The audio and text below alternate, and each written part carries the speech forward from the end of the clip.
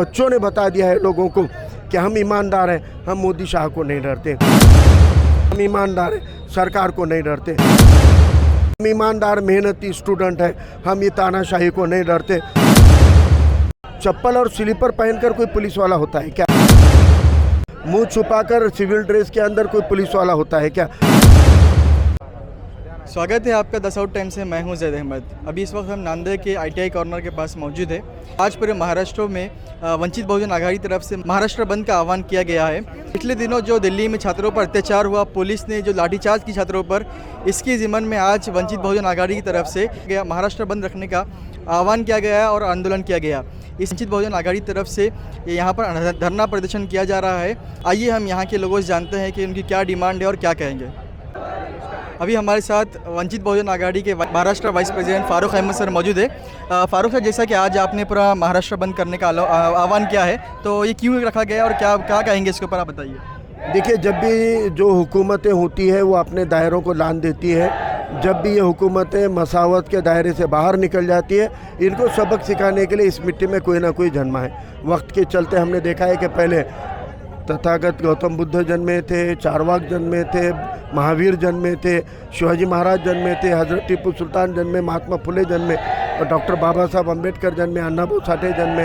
ये महामानवों ने विषमता को कुचलने का ही काम किया है। आज मोदी और शाह ये मनोवादी मानसिकता, ये गैर बराबरी की मानसिकता को चलाकर जो मस्ती कर रहे हैं, सत्ता की मस्ती बता रहे हैं, इस मस्ती को कुचलने का काम इस मिट्टी ने किया है। इस मिट्टी के उस समता ने किया है जिसे आज फुले शाह अम्बेडकरवाद कहते हैं। और आज इस सत्ता के सामने छाती ठोकर खड़े रहने का काम अली जनाब प्रकाश अम्बेडकर साहब की क़यादत में वंचित बहुजन आघाड़ी ने महाराष्ट्र बंद का कॉल दिया।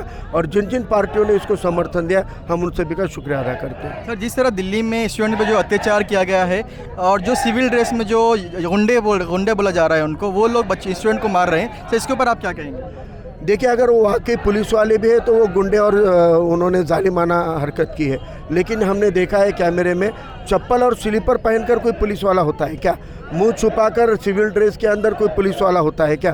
तो ये RSS के गुंडे ही है जो पुलिसों के साथ में छोड़ दिए गए हैं और पुलिस की सिक्योरिटी में ये जुल्म करते हैं। जिस तरीके से हमारे माँ बहनों के साथ, बच्चों के साथ में सलूक किया गया, ये बड़ा शर्मनाक है। ये वीडियो जब पूरे दुनिया में फैलते हैं, ये भारत को शर्मनाक करते हैं और भारत का दर्जा ख़त्म करते हैं, भारत की रेपुटेशन ख़त्म करते हैं। जो सरकार अपने देश की रेपुटेशन ख़त्म करने की जैसी हरकतें करती है, उस सरकार को तख्त से उतारना पड़ेगा और उतारने का काम आज का युवा कर रहा है। सर, बहुत सारे पेपर्स का मामला आया है सामने, नीट का पेपर लीक हुआ और दूसरे बहुत सारे पेपर लीक हुए, तो सर इसके ऊपर वंचित बहुजन आघाड़ी क्या कहेंगे और कैसे स्टैंड करेंगे? देखिए, आमदार फोड़े गए, सब चुप बैठे, क्योंकि वो पार्टी के अंदर के नेता बेईमान थे। पार्टियां फोड़ी गई, सब चुप बैठे क्योंकि वो पार्टी के नेता बेईमान थे। लेकिन जब पेपर फोड़े गए तो छात्र चुप नहीं बैठे क्योंकि वो बेईमान नहीं थे, वो ईमानदार थे। इसलिए हमें लगता है कि राजनीति में भी ईमानदार लोगों को राजनीति में आना पड़ेगा और ईमानदार लोगों की राजनीति होनी चाहिए। हम भी वोट देते टाइम पे क्या देखते हैं? हम चरित्र को नहीं देखते, हम धर्म जात मज़हब के नाम पे वोट होते हैं, जाति को देखकर वोट होते हैं और पैसे को देखकर वोट होते हैं। जो पैसे बांट कर वोट ले रहा है वो पैसे खाने के लिए पार्टियां भी बदलेगा। आज इनको फोड़ा है तो क्यों फोड़ा है? एक तो इनके भ्रष्टाचार के आरोप है, इसलिए ईडी से डर गए, या फिर लालच में जाके खोके ले लिए। तो फिर हम ऐसे लोगों को चुन कर दे जो डरते नहीं हैं, जो बेखौफ है और जो बेईमान और भ्रष्ट नहीं है, जो इनके लालच में ना आए। ऐसे लोगों को चुन कर देंगे तो आपके वोट नहीं फूटेंगे। तो जनता को भी अब ईमानदार लोग प्रतिनिधि चुनने पड़ेंगे। और ये बच्चों ने बता दिया है लोगों को कि हम ईमानदार हैं, हम मोदी शाह को नहीं डरते। हम ईमानदार हैं, सरकार को नहीं डरते। हम ईमानदार मेहनती स्टूडेंट हैं, हम ये तानाशाही को नहीं डरते। और बेखौफ होकर वो बच्चे लड़ रहे हैं, डंडे चलाने के बाद उनको लगाना, सब घर में बैठे रहेंगे। उल्टा सैकड़ों गुना ताकत के साथ फिर मैदान पर उतर गए हैं। ये इस मिट्टी की खूबी है कि जब जब ये जुल्म हद से बढ़ता है, इस मिट्टी के अंदर उसको ठेचने के लिए और कुचलने के लिए विरोध भी जन्म लेता है। सर, अभी भी वहाँ पर बच्चे जो है आंदोलन करने के लिए बैठ चुके हैं।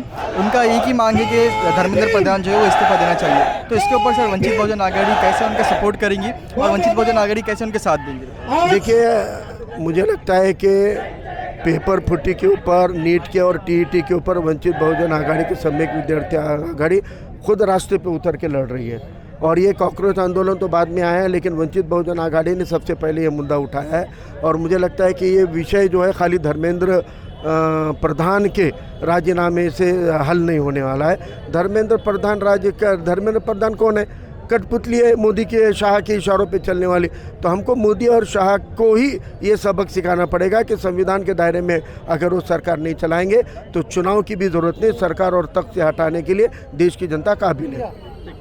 बहुत बहुत शुक्रिया। ये थे हमारे साथ वंचित बहुजन आघाड़ी महाराष्ट्र के vice president Farooq Ahmed sir, जिन्होंने आज बताया कि आज के जो महाराष्ट्र बंद का जो आह्वान किया गया था वो किस ज़िम्मन में किया गया था, उसकी इनकी क्या मांग थी वो बताया गया है।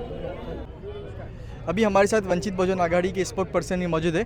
सर, जैसा कि अभी यहाँ पर आप लोग ने स्टूडेंट्स के लिए जो प्रोटेस्ट रखा था, क्या डिमांड है आप लोग की और ये प्रोटेस्ट कैसा रहा और क्या कहेंगे आप सत्ता के लिए?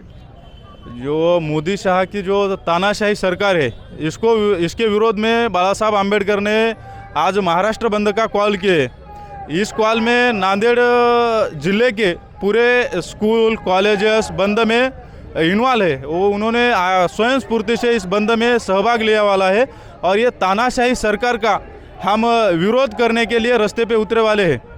जो स्टूडेंट है, जो युवक है, उनके ऊपर जो लाठीचार्ज किए वाला है, इसके खिलाफ हम ये प्रदर्शन कर रहे हैं और ये तानाशाह सरकार से ये गुजारिश कर रहे हैं कि तुम जो एक बच्चों का खून बहाएंगे तो 100 बच्चे रास्ते पे आए वाले हैं। जो बाबा साहब के देश में जो गुंडागर्दी तानाशाही वो नहीं चलेगी, इसके लिए हम हमारा विरोध प्रदर्शन करने के लिए रास्ते पे उतरे वाले हैं। जिस तरह दिल्ली में जो है वो स्टूडेंट्स के ऊपर अत्याचार किया गया है और सिविल ड्रेस में जो इनके आम कपड़ों में जिसकी पैर में चप्पल थी वो लोगों ने पुलिस बनकर बच्चों पे लाठीचार्ज की है, महिलाओं को, गर्ल्स को मारी है, तो इसके ऊपर आप क्या कहेंगे?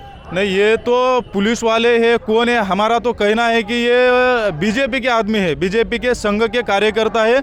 उन्होंने जो संविधानवादी विचारों के स्टूडेंट है, जो महिला है, बच्चे हैं, जो कॉलेज के छात्र है, उनके ऊपर अत्याचार किए वाला है, वो बीजेपी के आदमी है, वो कोई भी पुलिस वाले नहीं है। क्योंकि आप भी एक युवा है, आप भी एक स्टूडेंट्स है, तो मेरा सवाल आपसे ये है कि जिस तरह से अभी दिल्ली में जो प्रोटेस्ट हो रहा है, ये कहा जा रहा है कई सालों के बाद इतना बड़ा प्रोटेस्ट वो भी युवाओं के ज़रिए से किया जा रहा है, तो आप युवा, आप स्टूडेंट कैसे देखते हो उस प्रोटेस्ट को? नहीं, अभी तक जो पेपर लीक हुए वाला है 2014, 15, 18 बहुत बार पेपर लीक हुआ, लेकिन इस बार जो युवकों ने माहौल किए वाला है, इस माहौल में पूरे भारत में जो ये सब युवा उतरे वाले हैं, जब सब स्टूडेंट उतरे वाले हैं, हम तुम्हारे माध्यम से देश के प्रधानमंत्री और देश के जो एजुकेशन मिनिस्टर है, ये दोनों का भी इस्तीफा मांगते हैं। क्या लगता है वो लोग इस्तीफा देंगे? नहीं, वो इस्तीफा नहीं देंगे। वो जो बोलते हैं ना, वो गेंड मराठीमध्ये एक म्हण आहे, गेंड्याच्या कातडीचं सरकार, गेंड्याच्या कातडीचा माणूस, तशा प्रकारे वैसी ही ये मोदी और अमित शाह है, एजुकेशन मिनिस्टर धर्मेंद्र प्रधान है, ये दोनों भी वैसे ही है। अब वो राजीनामा देंगे नहीं देंगे, इसके खिलाफ हमारा प्रदर्शन जारी रहेगा।